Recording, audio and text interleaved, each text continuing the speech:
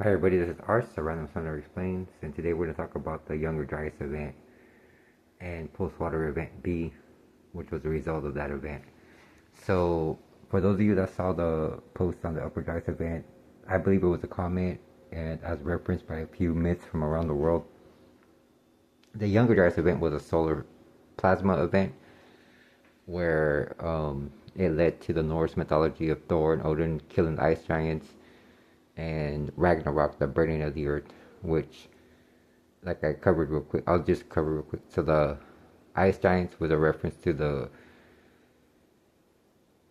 glaciers being melted that came into existence during the mini ice age between the upper and younger Dryas event.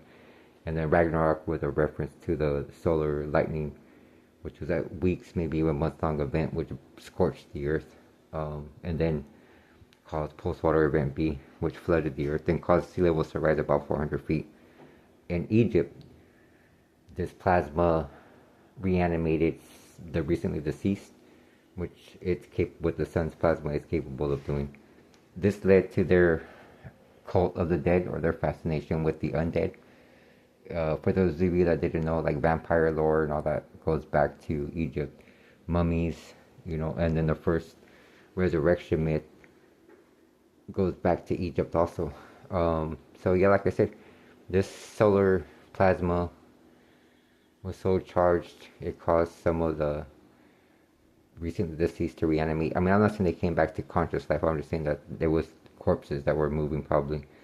Um, there's cave art all over the world, what are known as plasma signatures. So if you heat plasma to a certain degree, it makes these weird shapes, and I guess those shapes appeared in the sky, and people drew them on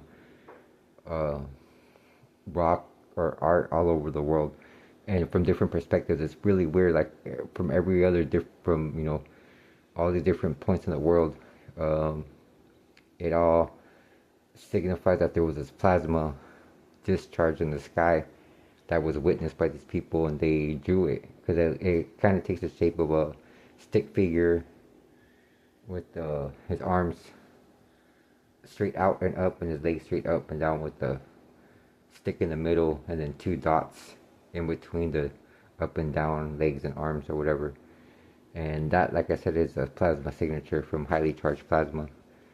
So yeah, like I said, this whole vampire mummy mythology, all these different myths of deities dying and coming back to life, all goes back to that one event, 9600 BC. So yeah, I guess I'll cut it there. Oh yeah, real quick, sorry. So the Sahara, as some people know, it used to be green, and I think that comes from maybe this event led to the greening, I guess, of the Sahara, where all this water in the sky, all this melted fresh water, led to rain. Like if there's water damage on the Sphinx, so the Sphinx is a lot older than people think. And I guess another tangent real quick on the Sphinx. So there's three that I know of. There's the one in Giza. There's what's known as the Pakistani Sphinx. If you Google that, you'll see what I'm talking about. And then as a child, I used to sneak out to the library and I used to like to read a lot. I read this book. I found, one of those dusty old books where this man said he found the third Sphinx in the Western Sahara. And if you lined all three of the Sphinx up, they were equal distance apart, with the Sphinx in Giza being in the middle, the one in Pakistan, to the right on the map, and the one in the Western Sahara to the left. Now the one in the Western Sahara is just nothing but a small mound that was really weathered. But there does appear to be some type of complex there. So yeah, anyway, so just to recap real quick, yeah, so 9600 BC, or 11,600 years ago, there was a solar event. Plasma hit the earth and it caused a few corpses to reanimate, and that led to all these undead stories or lore. And yeah, so I'll cut it there. So namaste. Thank you for watching. Like, share, and subscribe, and I'll see you next time.